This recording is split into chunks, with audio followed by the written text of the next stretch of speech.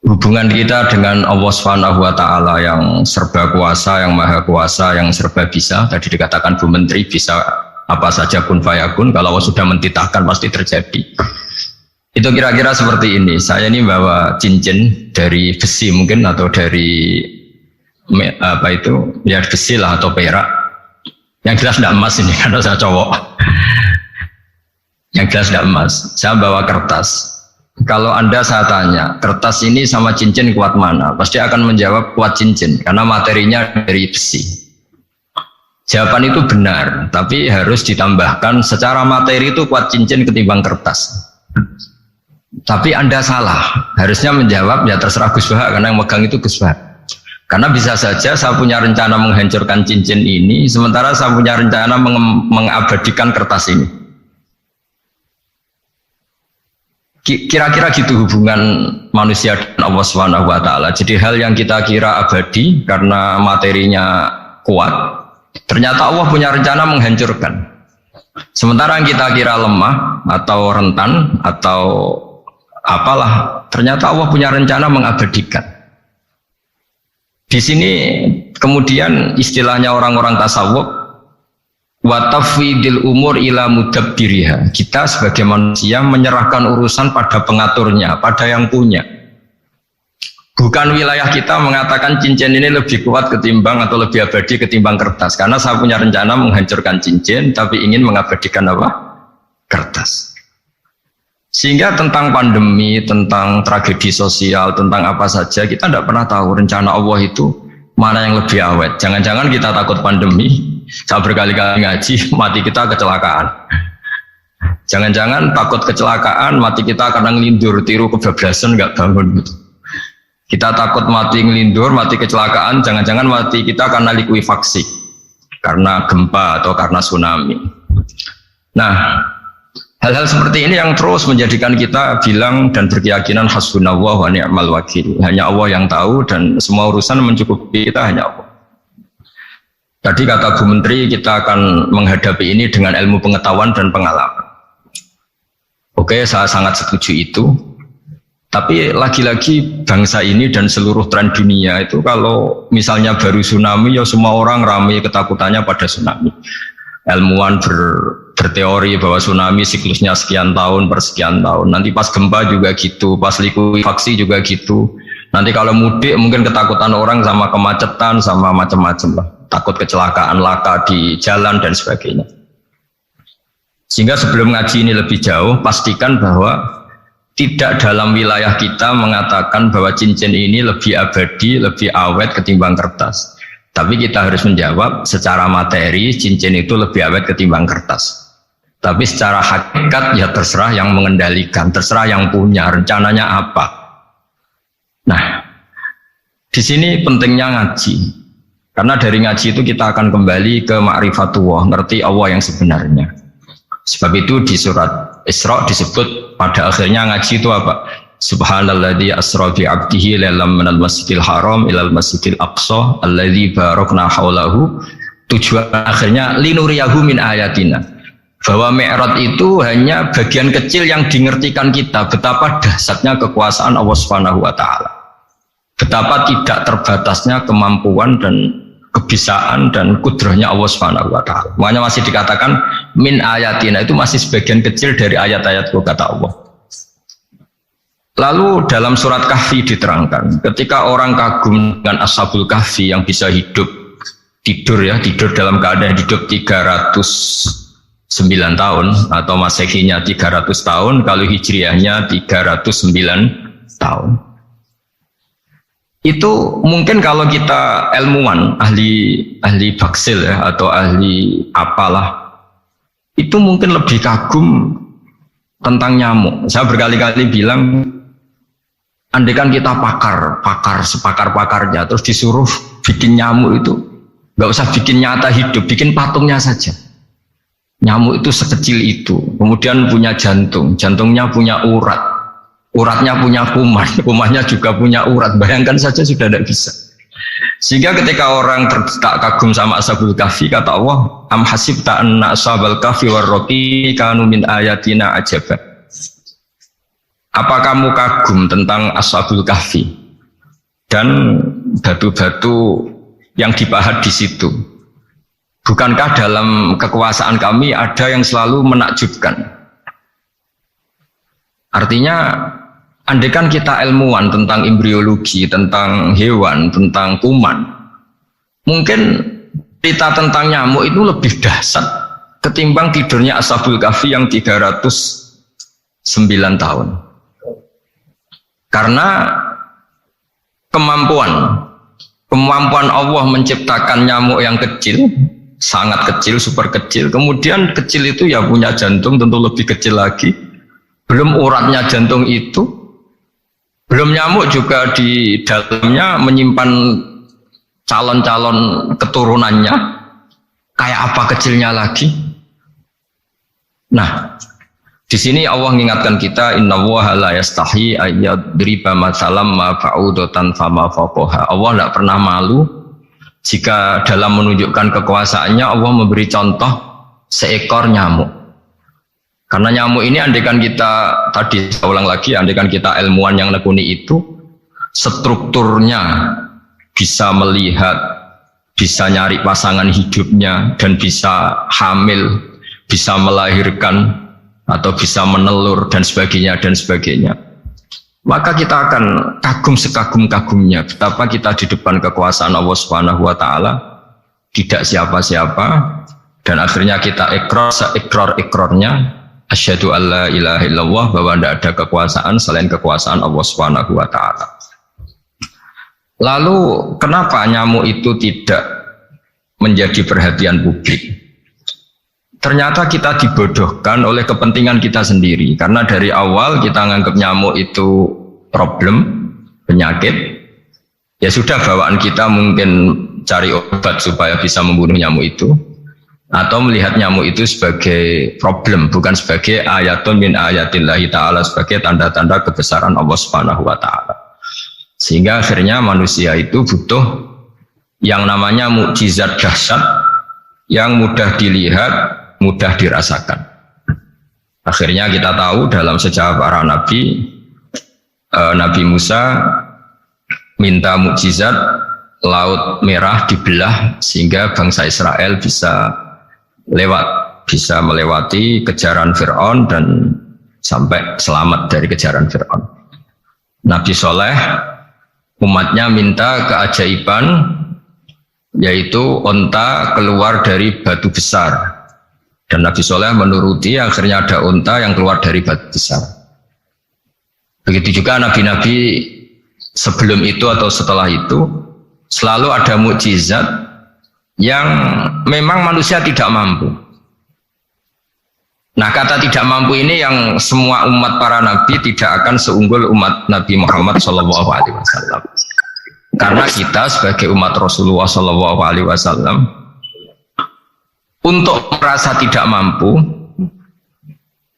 itu tidak harus hal-hal seperti membelah laut, tidak harus hal-hal seperti unta keluar dari batu, tidak harus hal-hal yang dahsyat kayak tongkat Nabi Musa menjadi ular besar yang menelan semua sihir-sihirnya Fir'aun. Kita sebagai umatnya Nabi selalu tiap hari bilang innallaha ala kulli syai'in qadir, hanya Allah yang mampu, Allah mampu atas segala hal. Melihat nyamuk kita iman, melihat hal-hal kecil, karena kita ketika melihat nyamuk itu mesti kita itu kok hebat nyamuk, tanpa rapat, tanpa ada gaji dari Kemenku bisa populasinya dijaga, padahal musuhnya banyak. Musuhnya nyamuk itu umat manusia yang katanya makhluk paling cerdas di dunia, tapi tidak juga bisa menghabisi nyamuk. Mungkin mereka juga rapat terus untuk menjaga ketahanan populasinya. Jadi andaikan kita pakai ayat tadi, innallaha la yastahi ayyadriba masalam ma ba'udah. Allah itu tidak pernah malu untuk menunjukkan kekuasaannya. Cukup misalnya kita belajar tentang nyamuk. Sudah sekecil itu punya mata, matanya punya saraf, punya urat. Terus kecil apa? Begitu nyamuk sendiri punya kuman. Kalau nyamuk sendiri kecil, terus kumannya sekecil apa? Terus organ tubuhnya seberapa? Ini sudah kedahsyatan yang luar biasa yang menjadikan kita iman. Innallaha ala kulli syai'in qadir. Allah sendiri yang maha kuasa. Sehingga kembali ke tadi, peristiwa Mi'raj yang super dahsyat pun kata Allah masih dikatakan linuriyahu min ayatina. Hanya untuk menunjukkan sebagian dari ayat-ayatku, bukan mewakili semua ayat-ayat kekuasaan Allah Ta'ala, tapi sebagian. Min itu tab'id, sebagian. Lalu sebelum kita jauh belajar, kita sendiri juga, saya sendiri masih belajar. Kehebatan Rasulullah Shallallahu Alaihi Wasallam, Nabi akhir zaman. Kenapa hebat? Itu diantaranya adalah karena mukjizat tongkat itu pada akhirnya diletakkan di museum. Orang melihat, terus gaya-gayanan kuat ke Turki atau bisa melihat langsung di museum. Dan setelah melihat kadang-kadang kita ragu masa tongkat ini betul itu. Kalau setelah misalnya yakin bisa dipakai lagi enggak ya? Jadi hal-hal yang mengundang pertanyaan sekaligus keraguan. Beda dengan ajaran Rasulullah Muhammad SAW. Ketika Nabi cerita betapa kekuasaan Allah itu super dahsyat, buktinya ya nyamuk tadi. Kayak apa susahnya bikin nyamuk? Sudah kecil, punya organ tubuh tentu lebih kecil, punya urat lebih kecil lagi, punya kuman yang lebih kecil lagi, dan kuman itu juga punya organ tubuh lebih kecil lagi. Itu mbok kamu tidak usah ke Turki, kamu hidup di kampung, di pedalaman, sudah menyaksikan anallaha ala kulli syai'in qadir, bahwa Allah itu maha kuasa. Nah, ngaji bareng ya, ngaji seperti ini, saya termasuk kiai yang selalu berkampanye supaya orang ikrar seikrar-ikrarnya bahwa kita ini di tangan Allah Subhanahu wa Ta'ala.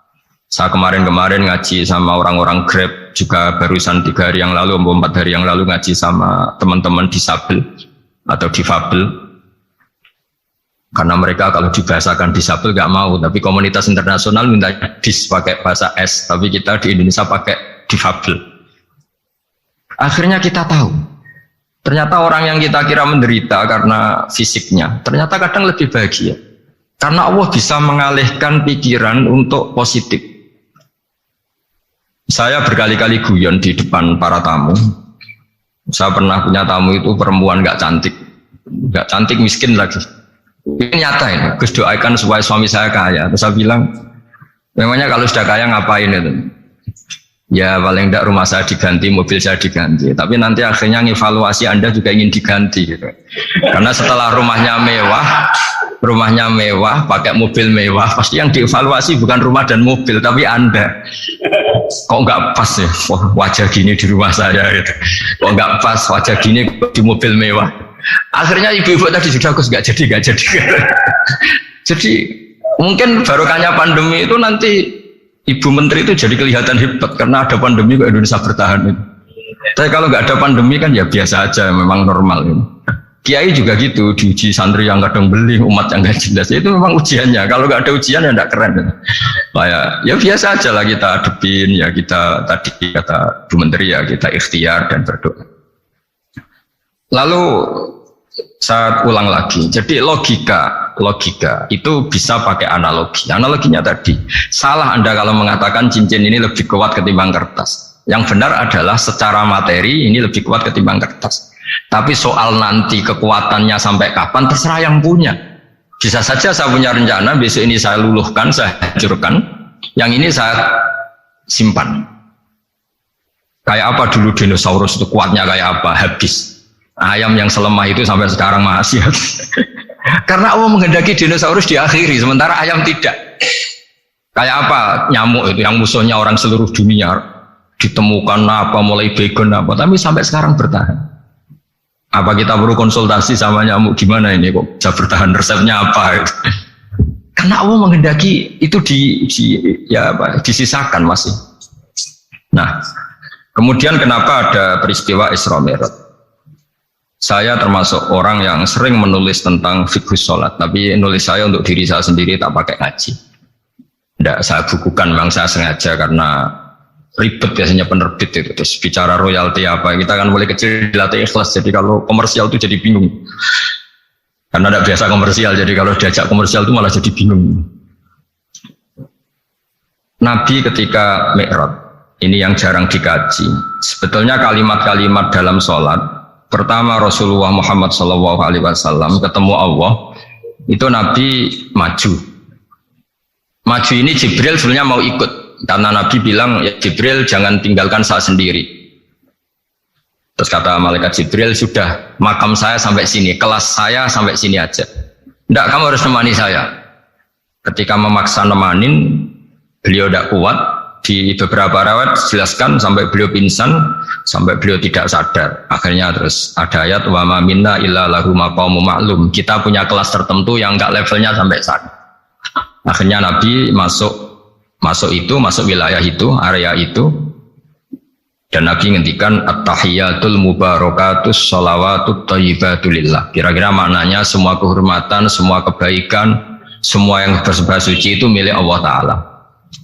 Lalu Allah menjawab, assalamu alayka ayyuhan nabiyyu wa rahmatullahi wa barakatuh. Bahwa kamu Muhammad mendapat salam dari saya, mendapat semua kehormatan, semua keselamatan. Kemudian Nabi itu karena sebagai hamba yang tidak egois, tidak ingin kalau nikmat dirasakan sendiri, tidak ingin kalau sedang senang beliau sendiri yang merasakan. Beliau ngendikan assalamu alayna wa ala ibadillahi sholihin. Ya Allah, tolong bahwa status selamat itu tidak hanya milik saya, tapi milik siapa saja yang soleh. Soleh itu ya sesuai kelas masing-masing. Setelah itu para malaikat melihat kebaikan Nabi yang seperti ini, melihat mentalnya atau keinginannya yang luar biasa untuk baik kepada semua orang, wa ala ibadillahi sholihin. Terus malaikat saat itu rame-rame bersaksi asyhadu alla ilaha illallah wa asyhadu anna muhammadar rasulullah. Catatannya apa di sini? Bahwa ternyata kesaksian tentang syahadat itu dimulai rasa tidak egois, merasa bahwa rahmat ini harus dirasakan semua orang. Wa ma arsalnaka illa rahmatan lil alamin. Jadi rahmat ini harus dirasakan banyak orang. Kita tahu misalnya Islam melarang narkoba misalnya. Memang narkoba itu mengganggu. Hampir semua kecelakaan rata-rata faktor supir itu narkoba. Begitu juga pembunuhan yang sadis, rata-rata efek dari pengaruh narkoba. Sehingga Islam keras sekali tentang narkoba. Dan alhamdulillah di Indonesia ditangani BNN yang sangat serius melawan narkoba. Nah, keputusan Islam melarang narkoba itu keputusan yang luar biasa, yang menjadi berkah bagi semua. Begitu juga keputusan Islam tentang melarang zina, melarang perbudakan, melarang penipuan.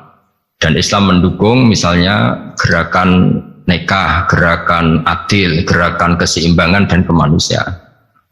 Sehingga agama ini akan dinikmati siapa saja karena ajarannya. Lalu agama ini bisa nikmat, itu solusinya gampang menurut Rasulullah, yaitu sholat. Nabi itu kalau pusing menghadapi banyak hal, itu pasti keluar masuk, terus tanya sama istrinya, kapan waktunya sholat? Kapan Bilal datang? Dulu kalau mau waktu sholat, Bilal datang, ngetok pintu Nabi, ya Rasulullah sekarang waktunya sholat. Itu Nabi membahasakan sholat itu unik, ini tentang Mi'raj ya, karena hasilnya ya sholat tadi. Arifna ya Bilal.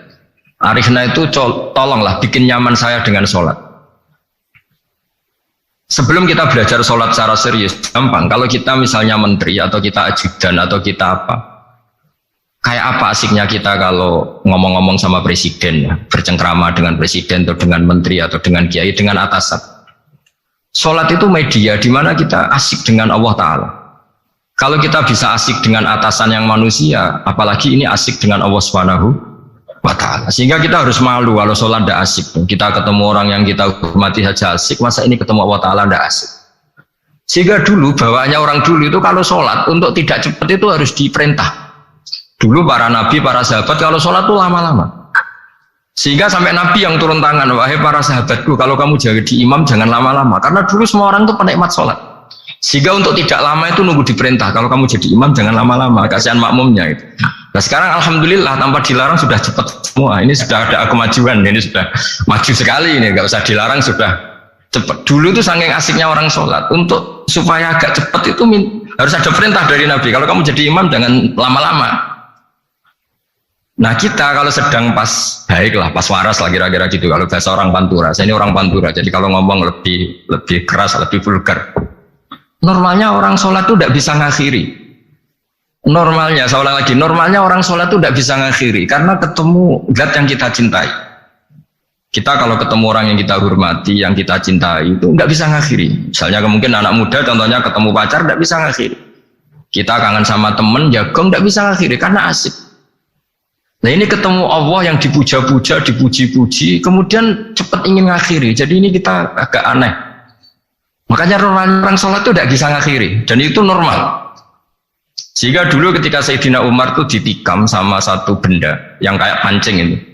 Panah itu kan kayak pancing ya, jadi kalau masuk cepat tapi nariknya susah karena ada grendelnya itu. Itu tiap ditarik sakit. Dan beliau bilang, nanti setelah saya sholat tarik. Beliau sholat nyaman, ditarik itu nggak gerak sama sekali karena dia sudah istighraq billah, sudah nyaman dengan Allah sehingga ditarik itu nggak kerasa. Dulu di daerah sini masih keluarga kita semua, ada seorang wali jadi imam masjid, itu di PHK sama takmirnya karena ketika sujud dia asik terus lama sekali sampai 30 menit, sampai santrinya bilang mbah sampun. Setelah itu rapat dihentikan. Kita kenapa mbah sujud begitu? Saya tidak bisa mengakhiri orang nikmati sujud kemudian ingin berhenti. Nah, Sayyid Ali Zainal Abidin yang populer, cucunya Rasulullah SAW, anaknya Sayyid Husain, putranya Sayyid Husain. Itu bapak saya kalau cerita, beliau itu sebetulnya sholat itu hanya ingin 2 rakaat. Setelah sholat 2 rakaat, ya Allah sebagai hadiah nikmat saya sholat 2 rakaat karena asik dengan engkau, saya akan syukur lagi sholat 2 rakaat. Akhirnya ketika nikmati sholat, dia sholat lagi 2 rakaat sampai akhirnya 1000 rakaat. Itu tanpa rasa capek, karena merasa keasikan. Masa momen seasik ini kemudian saya tinggalkan ya Allah. Akhirnya sholat lagi. Sehingga ada seorang wali ditanya, kamu ingin masuk surga? Tanya, di surga ada sholat enggak? Enggak ada katanya. Wah kalau enggak ada sholat, enggak masuk surga. Terus dibilang, ya sholat aja. Terus dia mau masuk surga. Kalau kita akan kebalikan, kita ini masuk surga itu sebetulnya kita ngawur sekali. Ngawurnya adalah, boleh masuk surga, tidak ada sholat lagi, tidak ada puasa lagi. Jadi ini kan, kita ini jadi makhluk yang aneh. Jadi kita ini masuk surga senang karena sudah ada kewajiban apa? Sholat. Jadi ini agak aneh. Sesuatu yang menjadikan kita masuk surga, tapi sesuatu yang kita benci setelah masuk surga. Asiklah di surga karena tidak ada sholat. Nah, apapun kondisi kita harus latihan kita entah seberapa kadarnya ingin niru Rasulullah SAW ketika ngendikan wa qurratu aini fi sholat, nyamanku hatiku tentram kalau saya pas sholat. Sehingga tadi sudah saya katakan tadi, dulu itu untuk menghentikan sholat itu susah, sampai Rasulullah sendiri yang merintahkan, hei para imam kalau sholat jangan lama-lama. Kalau sekarang andai kan Nabi hidup di zaman sekarang pasti tidak ada pengumuman itu. Karena semuanya sudah cepat dan malah super kilat itu. Ada yang terawih 20 rakaat hanya berapa? 8 menit dulu. Itu kan 7 menit itu. Nah kalau sampean tanya saya, kenapa sholat begitu asik? Yaitu tadi kita diajari analogi. Analogi itu ya kias. Jika kita bisa asik ngomong sama orang yang kita cintai, bisa orang tua, bisa anak, bisa cucu, itu rasanya mengakhiri itu nggak bisa. Karena bawaannya asik gitu. Apalagi ini kita munajat bercengkrama dengan zat yang kita butuhkan sebelum kita ada, sampai setelah kita ada, sampai setelah kita tidak ada.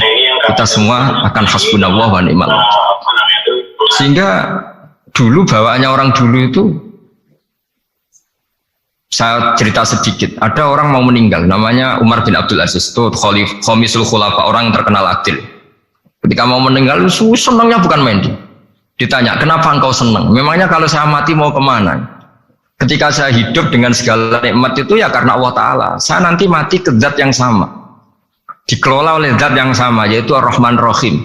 Dulu saya disayangi Allah, paling setelah mati juga disayangi Allah. Karena yang jadi Tuhan setelah mati, Tuhan yang sama ketika di dunia, yaitu Rahman Rahim. Cerita legenda yang lebih dasar dari itu, masyhur itu Jalaluddin Ar-Rumi. Ketika dia mau meninggal, semua muridnya nangis, beliau marah. Kenapa kamu menangis? Ya karena guru mau meninggal. Kamu itu ngawur sekali. Saya ini sudah lama menunggu hari seperti ini, bisa ketemu zat yang saya cintai, malah kamu menangis. Ayo kamu nari sebagai pesta kematian saya, kata. Tapi ini nggak bisa ditiru ya, karena kalau kita niru, nggak usah dilarang juga nggak bisa niru kayak gitu. Cuma saya maklumatkan jangan ditiru. Meskipun nggak usah dilarang juga nggak akan bisa niru. Sehingga orang-orang dulu itu bawaan kalau mau kabundut itu ya asik. Rasulullah Shallallahu Alaihi Wasallam ketika mau wafat, intaqala ila rafiqil a'la, itu ditanya sama istri-istrinya, lalu engkau mau kemana? Terus kata Nabi, sebelum sekian hari, beliau setiap khutbah ngendikan, ini ada hamba yang disuruh milih Allah antara di dunia dan bertemu Allah. Kalau kamu jadi hamba itu milih mana? Di dunia yang penuh problem ini, apa milih ketemu Allah yang Rahman Rahim, yang hubungannya dengan kamu itu ngasih dan ngasih? Kamu tidak mungkin kan hubungan dengan Allah memberi, kamu bisa apa? Kita hubungan dengan Allah pasti hanya mendapat, dikasih nyawa, dikasih oksigen, dikasih bumi tidak bayar, dikasih air juga tidak bayar. PDAM dikelola siapapun bayar, oksigen di rumah sakit bayar. Hubungan kita dengan Allah tidak pernah bayar oksigen, tidak pernah bayar sewa bumi. Punya kolam renang laut seluas itu ya tidak pernah bayar. Udah gitu kolam renangnya menghasilkan ikan. Kalau kita kan semuanya utang jasa sama Allah, dan reputasi Allah itu dengan kita hanya memberi, tidak pernah meminta. Ya. Akhirnya hubungan-hubungan inilah yang menjadikan terus semua sahabat jawab, ya kalau kita jadi hamba itu pasti milik Allah lah.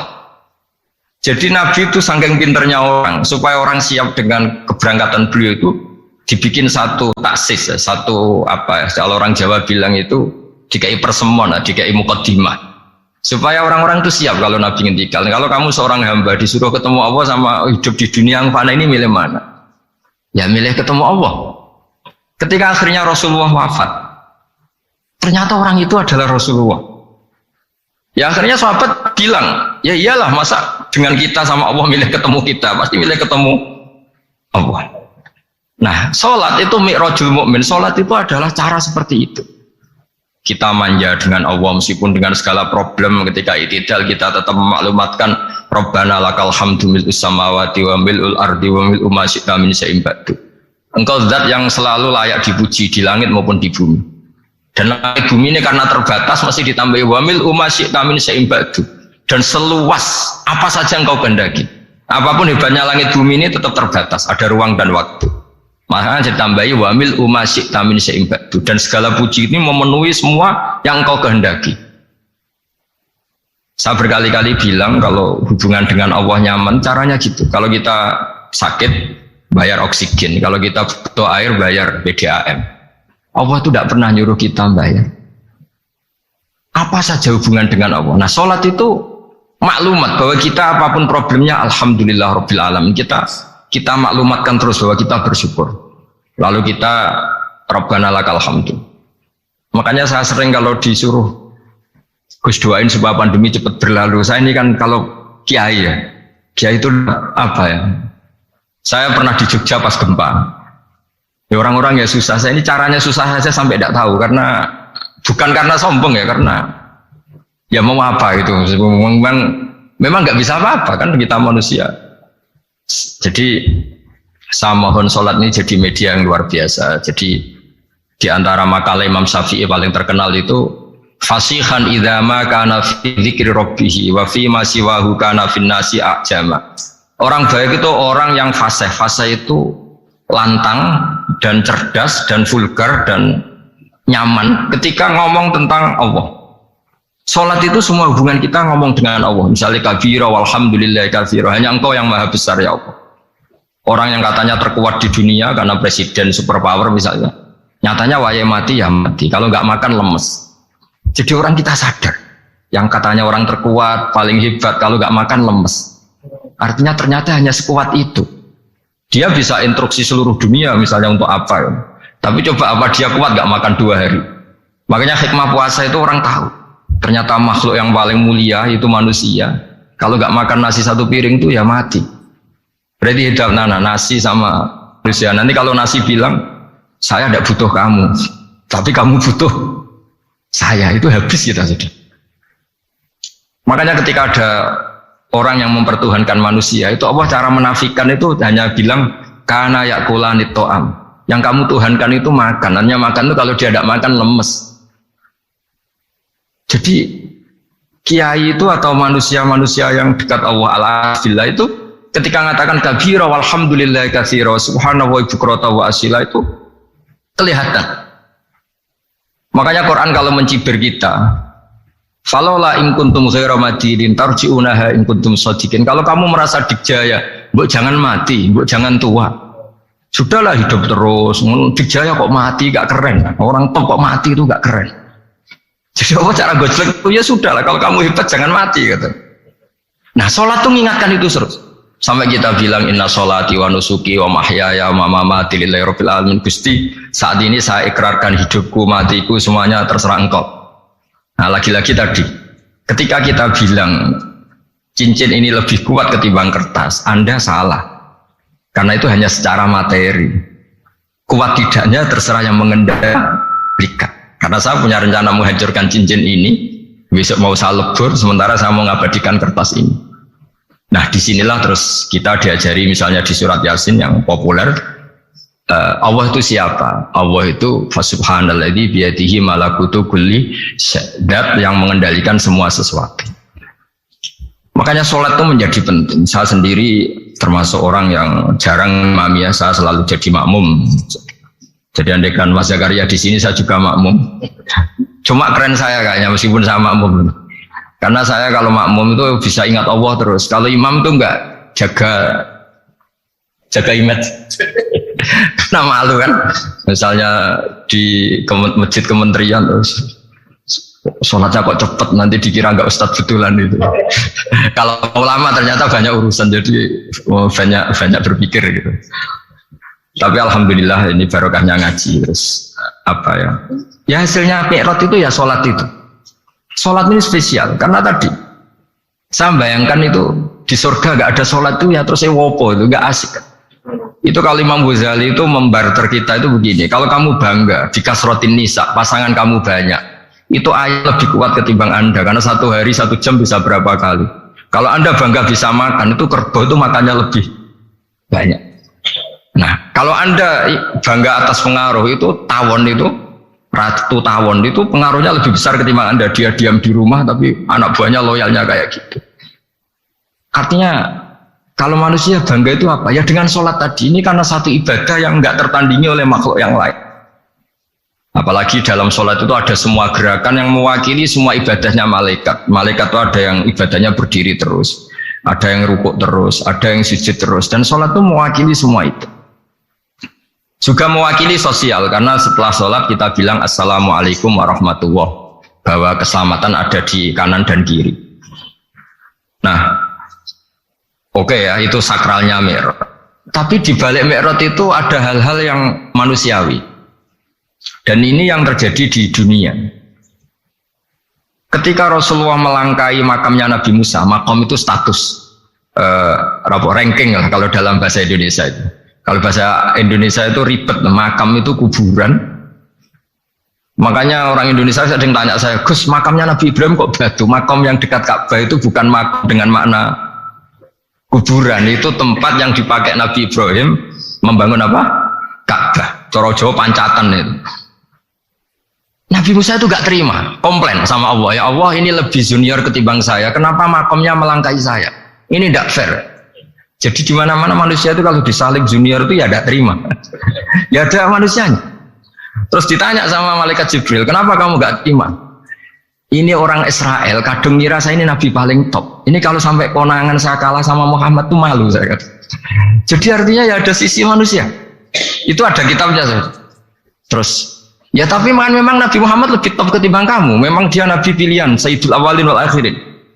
Oke, kalau saya kalah dengan dia gak apa-apa. Tapi umatnya jangan ya. Maksudnya umatnya bangsa Israel harus lebih top ketimbang kita. Makanya orang Israel sampai sekarang begitu itu ya memang ada sanatnya, nggak mau kalah. Karena usulnya Nabi Musa memang nggak boleh kalah. Terus kata Allah, ya tidak bisa. Memang yang paling top tetap umatnya Muhammad, bukan umat kamu. Tetap kamu kalah. Sehingga setelah kalah dan menang itu kita terus tidak tahu. Misalnya begini ya, penemu komputer atau penemu mobil sama yang beli mobil itu hebat mana? Kalau bicara keilmuan ya hebat penemunya. Tapi kalau bicara kapitalistik, udah bikinkan mobil yang mewah gini-gini, nanti tanggal ini jadi ya. Hebat mana yang nyuruh sama yang disuruh? Kalau logikanya pakai gitu. Hebat mana yang nyuruh sama yang disuruh? Artinya kamu milih jadi mana? Penemu mobil hebat kan? Tapi terus sama orang kaya diminta bikinkan ini speknya seperti ini, selesai gini. Hebat mana nyuruh sama disuruh? Menyuruh. Tapi yang nyuruh tidak bisa bikin mobil, yang disuruh bisa. Pinter mana? Pinter yang disuruh. Tapi pertanyaannya, wong bisa nyuruh ngapain bikin sendiri? Pinter mana? Ini mohon maaf karena di sini banyak orang nggak jelas-jelas juga. Artinya terus subjektivitas manusia ini tetap ada gitu. Kalau bisa beli ngapain bikin gitu. Tapi kalau bisa bikin ngapain beli gitu. Nah mungkin perdebatan di kementerian atau di yayasan atau di kampung-kampung atau di apa mesti begitu. Dan itu di Mi'raj juga digambarkan bahwa antar nabi ini ya ada kompetisi, wa fi dzalika falyatanafasil mutanafisun.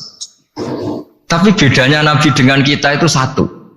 Nabi itu kalau keliru dengan tanda petik, nabi itu kalau keliru itu jadi berkah.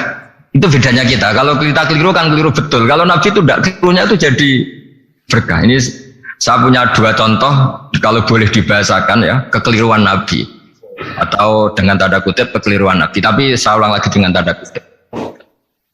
Nabi Musa itu ketika Nabi Muhammad ditanya, kenapa kamu dipanggil jauh-jauh? Disuruh sholat 50 rakaat.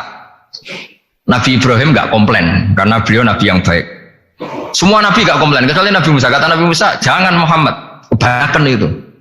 Bilang ke Allah supaya didiskon. Ya, Nabi kembali sama Allah, ya sudah tak kurangi 5. Turun lagi, masih berapa? 45. Masih kurang. Itu sampai 9 kali, akhirnya terkurangi berapa? 45 rakaat. Itu Nabi Musa masih bilang, dah minta lagi keringanan. Itu kalau diruti nggak jadi sholat kan? Kalau satu lagi kan masih terus hilang itu kewajiban sholat.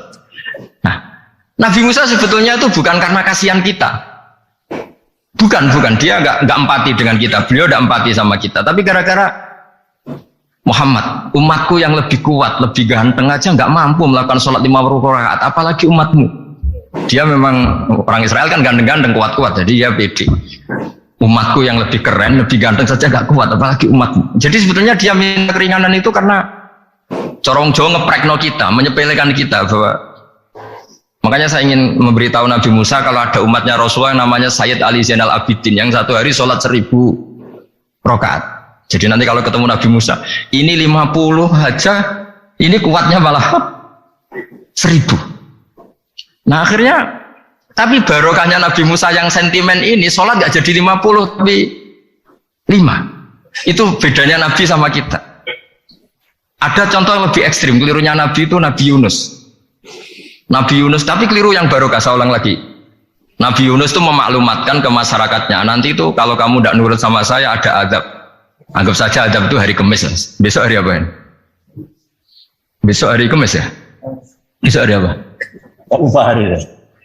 Rebu apa Kamis? Besok. Lupa hari ya. Kata Nabi Yunus, 3 hari lagi akan ada azab. Tapi kurang 2 hari, kurang sehari umatnya masih dalam kemungkaran, dalam kemaksiatan, masih hura-hura. Akhirnya Nabi Yunus bilang, sudah ini tinggal sehari itu mau ada azab. Tapi mereka tetap hura-hura. Akhirnya Nabi Yunus itu coro Jawa itu minggat. Memang bahasa Arabnya abako itu pergi yang tidak pamit. Itu kalau kamu cari di kamus abako itu maknanya itu minggat, pergi yang tidak pamit. Sama Allah dibahasakan abako. So, wong ra bener kabeh, udahlah tak tinggalkan. Setelah ditinggalkan, Nabi Musa disalahkan sama Allah. Kamu itu Nabi tidak diperintah hijrah kok. Hijrah. Syaratnya Nabi kan mengambil keputusan apa saja berdasar wahyu. Tapi tanpa ada perintah wahyu dia tetap keluar dari kampungnya itu. Keluar sama Allah disalahkan. Wong Nabi kok minggat. Akhirnya ketika dia di kapal, di perahu itu, dulu itu ada mitos kalau ada perahu mau tenggelam pasti ada yang minggat, diundi. Sampai 3 kali yang keluar dia, akhirnya tahu diri nyemplung ya. Nyemplung terus ditelan ikan nun. Pokoknya ikan besar lah. Diberi sanksi sama Allah karena dia Nabi kok melanggar, diberi sanksi ditelan ikan nun. Telan ikan nun karena beliau seorang Nabi, perutnya ikan itu jadi masjid, dia baca tasbih terus. Tapi barokahnya dia minggat tadi asbako. Akhirnya satu hari itu mau ada azab besar itu orang-orang nginceng rumahnya dia. Diinceng. Kalau betul ada azab, pasti orang ini lari. Masa ada azab dia di sini? Diinceng ternyata nggak ada. Wah berarti bener ini ada azab. Buktinya dia nggak ada. Jadi unik. Akhirnya dicinceng nggak ada terus dia, wah berarti ada azab betul. Hari itu masyarakatnya tobat semua karena, ini ada azab betul. Buktinya Nabi Yunus sudah lari, berarti dia tidak ingin kena azab. Padahal dia lari itu karena mangkel punya umat yang nggak nurut tadi. Wah sudah. Setelah sekian hari dia cari-cari kabar. Umatku itu kena azab enggak? Ternyata berita yang masuk dulu udah ada medsos, udah ada WA. Dulu itu enggak ada itu. Dengar kabar kalau umatnya tuh enggak kena azab karena satu hari sebelum ada azab tobat semua. Terus dia enggak berani pulang. Karena ada hukum sosial di sana, kalau ada orang bohong hukumnya dibunuh. Berarti terus beliau berpikir, saya tidak kebohong katanya ada azab kok. Masyarakat saya baik-baik saja. Waktunya setiap ketemu kaumnya dia lari karena takut dibunuh. Ternyata kaumnya sudah iman semua, mau ngejar dia dijadikan imam. Akhirnya, oh iya. Jadi itu bedanya Nabi sama ndak. Jadi Nabi itu kalau kelirunya itu barokah. Makanya kita tidak usah ikut keliru, karena keliru kita ini pasti tidak barokah. Itu musibah itu. Jadi dulu ceritanya Anting juga gitu. Yang namanya istri dua itu kan cemburu. Pertama Nabi Ibrahim punya istri namanya Sarah. Terus lama-lama karena belum punya anak, terus sama Sarah sendiri yang nyuruh supaya nikahi Hajar. Setelah punya anak cemburu. Kata Sarah, pokoknya saya nggak terima kalau kamu nggak ngelukai Hajar. Mulai dulu lelaki itu sudah pinter ngotak-ngatik. Kalau dilukai pipinya nanti tidak cantik. Apa ya? Yang penting ngelukai tapi tetap cantik. Terus ada Anting itu. Anting itu dulu ceritanya itu dilukai tapi tambah cantik. Nabi Ibrahim akhirnya melukai. Seneng Sarah karena sudah dilukai. Ternyata barokahnya dilukai itu jadi Anting yang mempercantik perempuan. Padahal melukai istri itu kan tidak boleh.